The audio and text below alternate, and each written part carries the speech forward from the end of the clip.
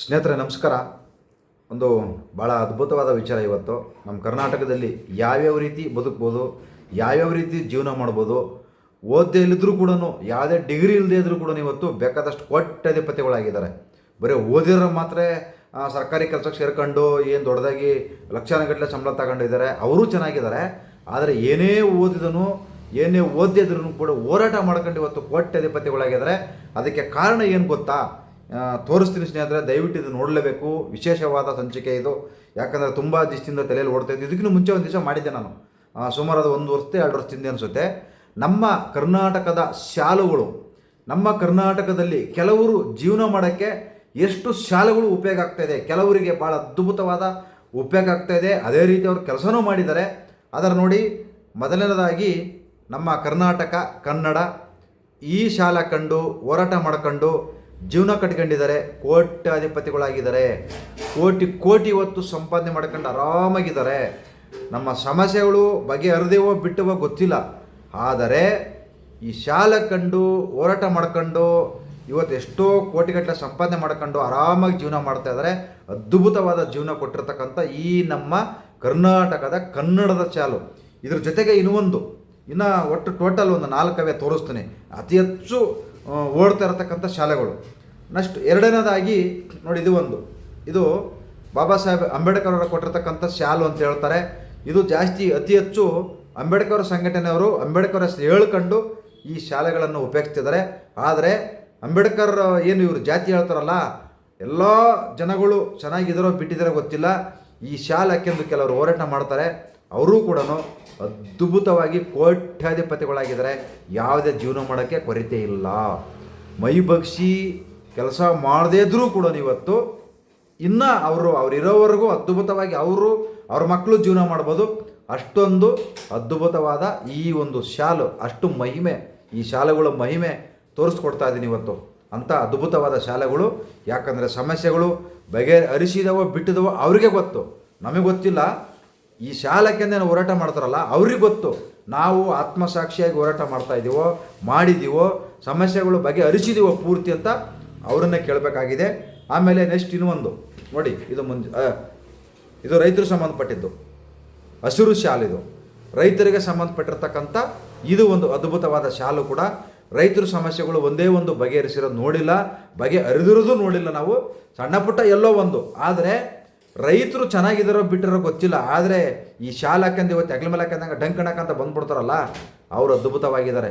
ಎಷ್ಟೋ ಎಕರೆ ಜಮೀನು ಮಾಡ್ಕೊಂಡವ್ರೆ, ಎಷ್ಟೋ ಕೋಟಿಗಟ್ಟಲೆ ಆಸ್ತಿ ಮಾಡ್ಕೊಂಡಿದ್ದಾರೆ, ಅದ್ಭುತವಾಗಿ ಜೀವನ ಮಾಡ್ತಾಯಿದ್ದಾರೆ ಈ ಶಾಲೆ ಹಾಕೊಂಡಿರೋರು. ಈ ಶಾಲೆ ಹಾಕೊಳ್ಳದೇ ಇರೋರು ಪಾಪ ಇನ್ನೂ ರೈತರು ಹೊಲದಲ್ಲೇ ಕೆಲಸ ಮಾಡ್ತಾಯಿದ್ದಾರೆ. ಅವರು ಬೆಳೆದಿರ್ತಕ್ಕಂಥ ಏನು ಬೆಳೆ ಇರ್ತಾವಲ್ಲ, ಇದುವರೆಗೂ ಸರಿಯಾದ ರೇಟ್ಗಳು ಸಿಗ್ತಾಯಿಲ್ಲ, ಬೆಲೆ ಸಿಗ್ತಾಯಿಲ್ಲ.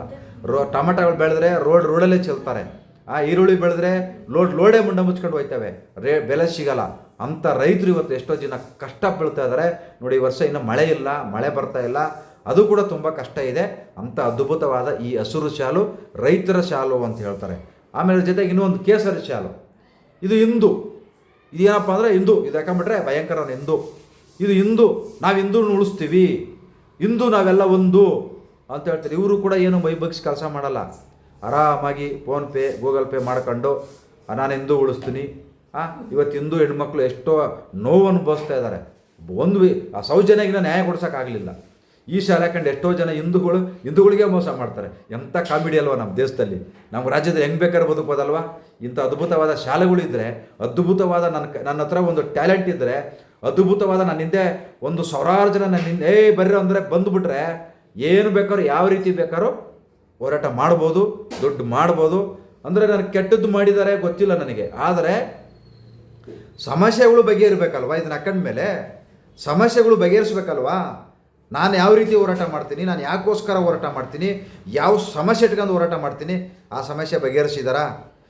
ಕನ್ನಡ ಸಮಸ್ಯೆ ಇದೆ, ಇಲ್ಲಿ ದಲಿತರ ಸಮಸ್ಯೆ ಇದೆ, ರೈತರ ಸಮಸ್ಯೆ ಇದೆ, ಇದು ಹಿಂದೂಗಳು ಸಮಸ್ಯೆ ಇದೆ. ನೋಡಿ ಹೆಂಗಿದೆ, ಎಲ್ಲರೂ ಹಿಂದೂಗಳೇ, ಇಲ್ಲಿರೋರು ಹಿಂದೂಗಳೇ, ಇವರು ಹಿಂದೂಗಳೇ, 4 ಹಿಂದೂಗಳೇ. ಇನ್ನು ಕೆಲವು ಶಾಲೆಗಳಿದ್ದಾವೆ, ಬೇಡ ತೋರಿಸೋದು.